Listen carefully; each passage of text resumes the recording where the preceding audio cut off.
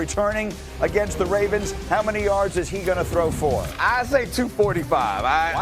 I know that he puts up big numbers against the Ravens in the previous games. However, he's just coming back from an injury, guys. Like, there's a lot of pressure on him, and this team has had a lot of success running the ball. My guess is that they come into this game putting more pressure on Chase Brown and allowing Joe Burrow to ease back into things and take big shots to Chase. He's looking for Jamar every single in that same game.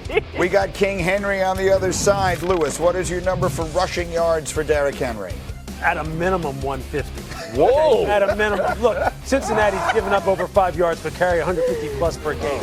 Derrick Henry, if you look at his statistics going back to like week 5, it's been good game, bad game, good game, bad game. 30, 35 yards rushing, close to 100 yards rushing. He's coming off of a bad game from a total perspective from the Jets. He's going to go off in this game against Cincinnati. 150 plus King Henry return. Let's go. In the early game, Jeff, Micah Parsons.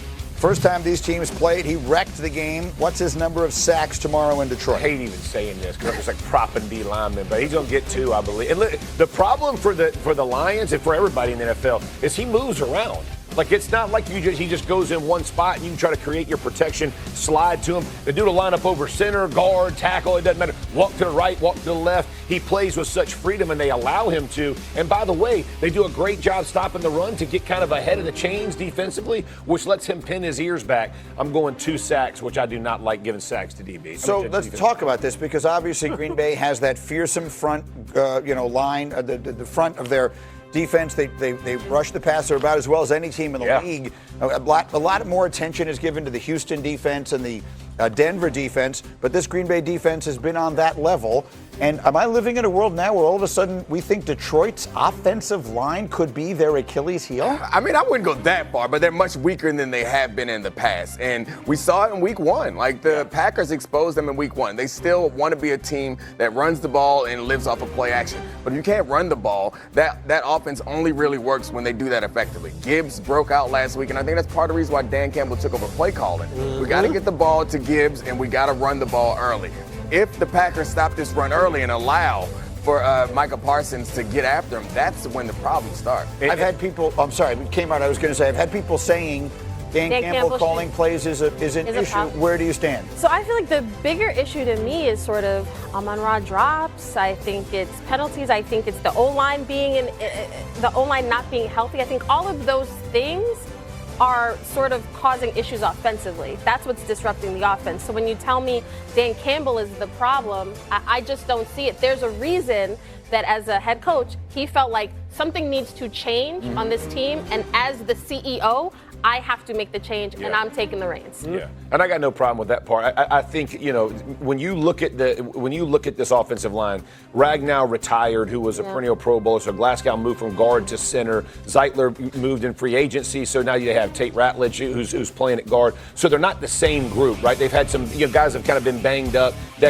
So there's been reasons, and not excuses, but reasons they haven't been as good. I will say the Gibbs breakout. He only ran it 15 times, y'all. The difference with Detroit last year and this year to me is the attempt of runs. It's not necessarily it is the attempts of runs. They would literally bash you, and then it would be the St. Brown show, or then it would be it would be the golf show. Right now, it's like it's flipped around. That plays into the Packers' hands because the Packers, if they know that they can take you out of the run game, they can be very efficient in sacking Goff and making plays in the backfield. So Jeff is maybe rubbing off on me here, but we've managed to go 6 minutes into this conversation and have not mentioned Jordan Love and have not mentioned Jared Goff. Which quarterback do we feel better about going into this game tomorrow? I feel better about Jared Goff because I feel better about his pass catchers. I feel better about the fact that they will correct their issues. I don't know what wide receiver core is going to show up for Green Bay as far as their consistency tracking the football and being there for Jordan when he needs them to be there. Yeah. I believe in Amon-Ra St. Brown.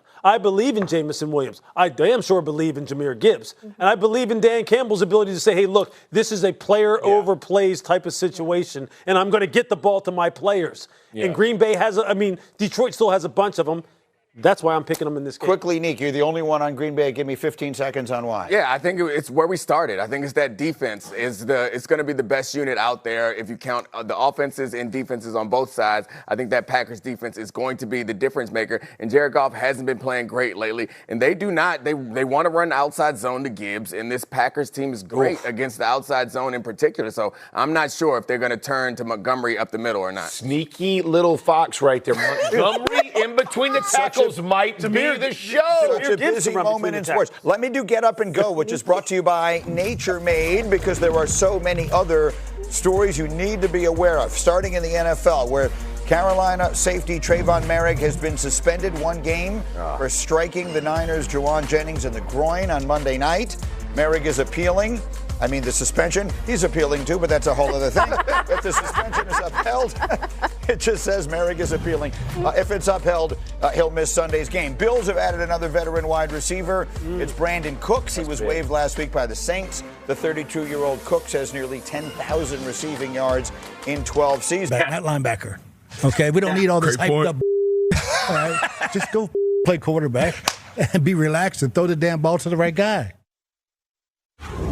Maybe he needs a little bit of that, right? And I mean, I have watched the faces of my football players when they hear about the quarterback with the alter ego. Like, I don't want this to be like a piling on to the kid, because obviously things are going very difficultly for him.